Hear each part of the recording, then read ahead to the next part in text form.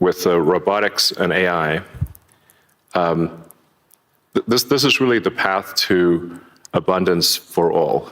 If you say, people often talk about solving global poverty, or essentially, how do we give everyone a very high standard of living? I think the only way to do this is AI and robotics, which doesn't mean that it is without its issues. I mean, we need to be very careful with AI. We need to be very careful with robotics. We don't want to find ourselves in a James Cameron movie, Terminator. He's got great movies, love his movies, but we don't want to be in Terminator, obviously.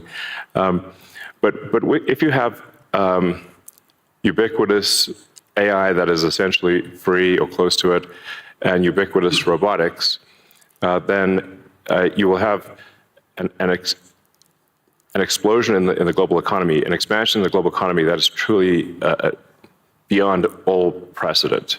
Elon, can that expansion be broad? Yes. Or is it narrow? And how can that be created? How can it broaden the global economy? Yeah, a way to think of it is that if you have a large number of humanoid robots, the economic output is the average productivity per robot times the number of robots. Right. And actually, my prediction is in the benign scenario of the future that the robots will actually make so many robots in AI that they will actually saturate all human needs. Meaning you won't be able to even think of something to ask the robot for at a certain point. There will be such an abundance of goods and services because my prediction is that there'll be more robots than people. But how do you then have human purpose in that scenario? Yeah, nothing's perfect, but it is a necessary. You can't have both. You can't have work that has to be done and amazing abundance for all. Because if it's work that has to be done, then you and only some people can do it, then you can't have abundance. Then it's narrow. Yes, narrow. Yeah. Exactly. So, but if you have billions of humanoid robots, and I think there will be, I think everyone on Earth is going to have one and going to want one, because who wouldn't want a robot to, assuming it's very safe, watch over your kids, take care of your pet. If you have elderly parents, a lot of friends of mine have said they have elderly parents. It's very difficult to take care of them. Expensive. Yeah, it's expensive, and there just aren't enough people to take care of there aren't enough young people to take care of the old people. Right. So if you had a robot that could take care of and protect an elderly parent, I think that would be great. That would be an amazing thing to have. I think we will have those things. So, overall, I'm very optimistic about the future. I think we're headed for a future of amazing abundance, which is very cool. And definitely, we are in the most interesting time in history. I think there's a more interesting time in history. So. Can you and I reverse aging in this new history, or are we going to see it? I haven't put much time into the aging stuff. I do think it is a very solvable problem. Like you can. I think when we figure out what causes aging, I think we'll find it's incredibly obvious. It's not a subtle thing. The reason I say it's not a subtle thing is because all the cells in your body, with some pretty much age at the same rate. I've never seen someone with an old left arm and a young right arm ever in my life. So why is that? That means that there must be a clock, a synchronizing clock, right, that is synchronizing across 35 trillion cells in your body. There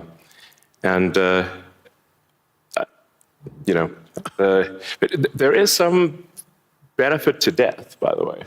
It's like, there's a reason why we don't actually have a longer lifespan, because if people do live forever for a very long time, I think there's some risk of an ossification of society, of things just getting kind of locked in place, and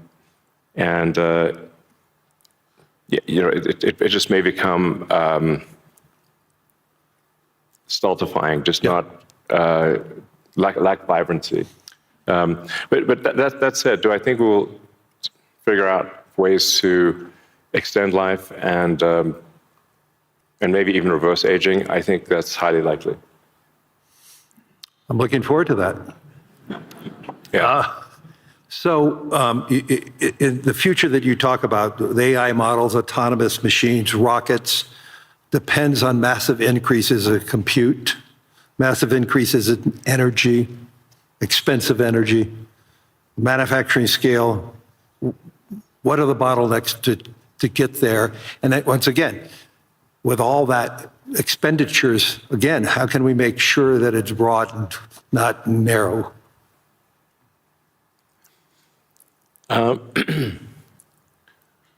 I just think the natural thing is it's going to be very broad, because AI companies will seek as many customers as they possibly can, and the cost of AI is already very low, and it's plummeting every year. I mean, the cost of AI is almost meaningfully changing on a month-to-month basis. There's open models now everywhere. Yeah. Yes, there's open models. And the open models only lag, they're maybe a year behind the sort of closed models. So I think the AI companies will seek as many customers as possible, which means they'll provide AI to the world. But the cost of getting to there, the compute, the chips, the fab, the powering, that to me, what are the those are a huge The limiting factor. Yeah, I think the limiting factor for AI deployment is fundamentally electrical power. It's right. It's energy. Yeah. I mean, we're seeing the rate of AI chip production increase exponentially, but the rate of electricity being brought online is 3%, 4% a year. Yeah. Max. Yeah. It's clear that we're very soon, maybe even later this year, we'll be producing more chips than we can turn on. Except for China. China's growth in electricity is tremendous. They're building 100 gigawatts of nuclear as we speak. Actually, solar is the biggest thing in China. So I believe China's production capacity on solar is 1,500 gigawatts a year, and they're deploying over 1,000 gigawatts a year of solar. Now, for continuous solar load, you divide that by roughly, 4 or 5. Call it that's around 250 gigawatts of steady state power paired with batteries. And that's a very big number. That's half of the average power usage in the US. Right. So US power usage on average is 500 gigawatts. Right. China, just in solar, in solar that can provide steady state power, and batteries can do half of the US electricity output per year just with solar. Solar is by far the biggest source of energy. And actually, when you look beyond, or even on Earth, but certainly beyond Earth, the sun rounds up to 100% of all energy. This is an important thing to consider. So the sun is 99.8% of the mass of the solar system. Jupiter is about 0.1%, and everything else is miscellaneous. Now, even if you were to burn Jupiter in a thermonuclear reactor, the amount of energy produced by the sun would still round up to 100%, because Jupiter is only 0.1%. If you teleported 3 more Jupiters into our solar system, and burnt 3 more Jupiters and everything else in the solar system, the sun's energy would still round up to 100%. Mm-hmm. So it's really all about the sun. And that's why one of the things we'll be doing with SpaceX within a few years is launching solar-powered AI satellites. Right. Because the space is really the source of immense power, and then you don't need to take up any room on Earth. There's so much room in space, and you can scale to enormous. I mean, you can scale to, I think, ultimately hundreds of terawatts a year. You and I have had these conversations before, but why don't you tell the audience, what would it take for the United States, and what type of geography would it take to have that solar field to electrify the United States? And then let me ask a question, why aren't we doing it? Yeah, so, I mean, I guess a rough way to think about it is 100 miles by 100 miles, or call it, I don't know, 160 kilometers by 160 kilometers of solar is enough to power the entire United States. So the 100 mile by 100 mile area is, I mean, you could take basically a small corner of Utah, Nevada, New Mexico. Obviously, you wouldn't want it all in one place, but it is a very small percentage of the area of the U.S. to generate all of the electricity that the U.S. uses. And the same is true, actually, I mean, for Europe. You could take a small, you could take relatively unpopulated areas of, say, Spain and Sicily, and generate all of the electricity power that Europe needs. So why don't you think that there's a movement towards that here and in the United States? Well, there is. As it is in China. Well, unfortunately, in the U.S., the tariff barriers for solar are extremely high, and that makes the economics of deploying solar so artificially high, because China makes almost all the solar, What would it take for Europe or the U.S. to build it commercially, if it's that scale? Yeah, I think. Well, I can tell you what we're going to do. You know, SpaceX and Tesla is we're building up large-scale solar. Right. So the SpaceX and Tesla teams both separately are working to build to 100 gigawatts a year of solar power in the U.S. of manufactured solar power, and that'll probably take us, I don't know, about 3 years or something. But these are pretty big numbers, and you know, I'd encourage others to do the same. We obviously don't control the U.S. Tariff policy, but for other countries, I would recommend that China makes solar cells that are incredibly low cost, and I think it would be worth doing large scale solar. So I know you're going to be having a couple of big announcements on robotics and what it can do. I mean, when I went to the factory, you showed me those robots. Yeah. How quickly, you talked about the billions of robots, but how quickly can they be deployed in a manufacturing setting?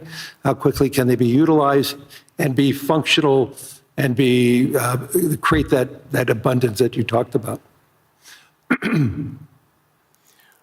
Well, humanoid robotics will advance very quickly.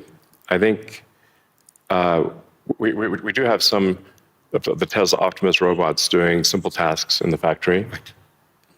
We expect probably later this year. By the end of this year, I think they'll be doing more complex tasks, but still deployed in an industrial environment. And probably sometime next year, I'd say that by the end of next year, I think would be selling humanoid robots to the public. That's when we are confident that it's very high reliability, very high safety, and the range of functionality is also very high. You can basically ask it to do anything you'd like. You're already seeing that in Tesla cars.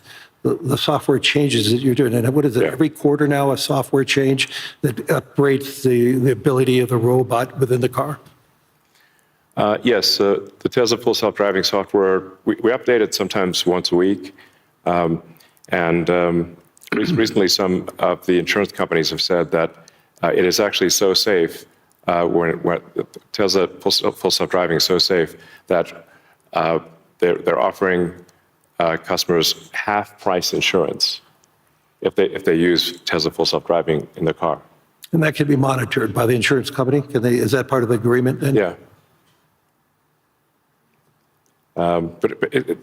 I think self-driving cars is essentially a solved problem at this point. Right. And Tesla's rolled out sort of robotaxi service in a few cities, and Right. will be very, very widespread by the end of this year within the U.S. And then we hope to get supervised full self-driving approval in Europe, hopefully next month. Really that quickly? Yeah, and then maybe a similar timing for China, hopefully.